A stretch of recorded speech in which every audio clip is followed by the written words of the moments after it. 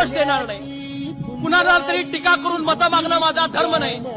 मी निश्चितपणे सांगेन मी चांगला आहे आणि मी त्याच्यापेक्षा चांगलं काम करून दाखवीन, हे पॉझिटिव्ह ॲटिट्यूड घेऊन जाणारा मी एक कार्यकर्ता आहे। ढालगाव पंचायत समिती गणातून रविकिरण घागरे पाटील यांच्या रूपाने कैलासवासी सुब्राव आप्पा पुन्हा मैदानातनी। रविकिरण घागरे पाटलाच्या विजयरथाची कमान जनतेने घेतली हाती। ढालगाव ग्रामपंचायतचे माजी सरपंच तथा ढालगाव विभागाचे नेते, मनमिळाऊ व्यक्तिमत्व, सर्वांना आदराची वागणूक देणारे सुब्राव आप्पा घागरे यांनी दीर्घकाळ ढालगाव विभागाची कमान हातात घेत गावाच्या विकासासाठी प्रयत्न केला।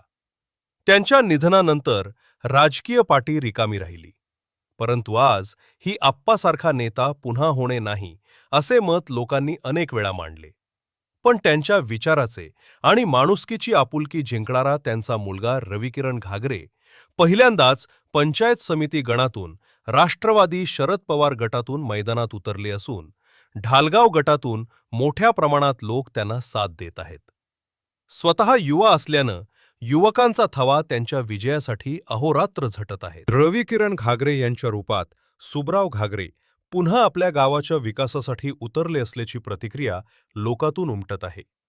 तरुण युवा पहिल्यांदाच राजकीय प्रवासात उतरला असून संपूर्ण गावासोबत पंचायत समितीमधून मतदाराची मजबूत साथ त्यांना लाभत आहे।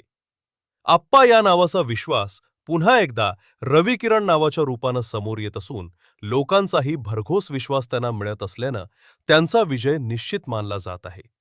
सद्दाम मणेर, लोक, कलम न्यूज, ढालगाव।